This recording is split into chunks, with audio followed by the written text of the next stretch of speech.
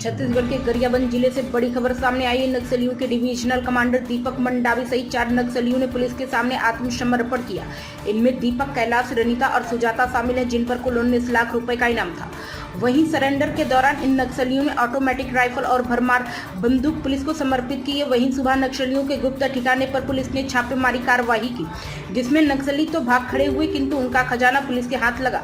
16.5 लाख रुपए नगद और 31 जिंदा कारतूस, 8 BGL नक्सल वर्दी, डेटोनेटर और अन्य सामग्री बरामद की। आपको बता दें कि ACP निखिल राखेचा के नेतृत्व में मुखबिरों ने नक्सलियों से संपर्क साधा और यह आत्मसमर्पण संभव हो पाया। रायपुर रेंज के IG अमरेश मिश्रा ने पत्रकार वार्ता में बताया कि दीपक ने नक्सली संगठन के कई राज्य खोले।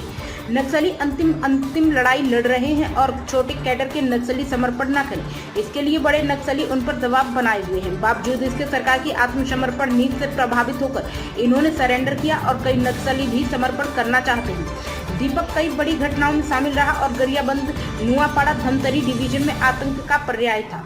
पुलिस अब नक्सलियों के ग्रामीण और शहरी नेटवर्क कार्यवाही में तैयार है। सभी समर्पित नक्सलियों को 50-50 हजार रुपए नगद पुरस्कृत किया जाएगा।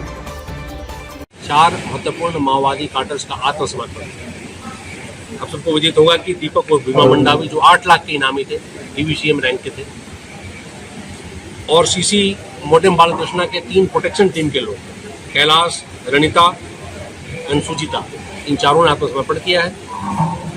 दीपक ने अपने स्वचालित हथियार SLR के साथ सरेंडर किया है। यह इस जिले में दूसरा महत्वपूर्ण सरेंडर है। कुछ दिन पहले इंसास के साथ एक माओवादी ने आत्मसमर्पण किया था और अभी SLR के साथ ही साथ रनिता ने अपने सिंगल शॉट जो राइफल है उसके साथ आत्मसमर्पण किया है।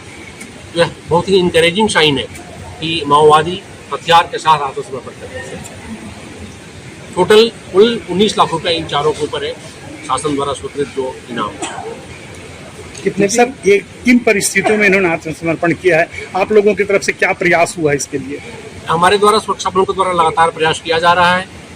बस्तर से लेकर गरियाबंद तक माओवादी मारे जा रहे हैं। ये जो समर्पण हुआ है उसके लिए आपने क्या प्रयास किया है सर? हम सब लोग प्रयासरत रहते हैं कि जितने भी युवा और युवती हैं जो भटक कर इस राह पर चल रहे हैं वो मूल धारा में वापस आए।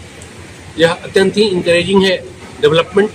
ये चारों लोग, इनको यह समझ में आया, इन्होंने यही बताया पूछताछ में कि हम लोग लगातार देख रहे थे कि नक्सली मारे जा रहे हैं। शासन बहुत गंभीर है, विकास की धारा लगातार बढ़ रही है, नवयुवकों के साथ जुड़ने का प्रयास किया जा रहा है शासन के द्वारा।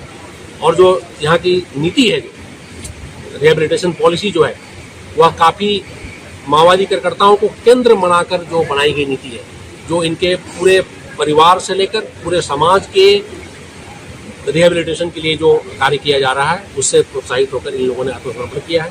उन्होंने ये भी बताया कि लगातार जब इनके द्वारा ऐसी बातें की जा रही थी कि अब हमें हिंसा का रास्ता छोड़कर सरकार के साथ जुड़ना चाहिए, तो सीनियर जो माओवादी काडर थे उनके द्वारा इनका शोषण किया जाता था, इनको पीटा जाता था।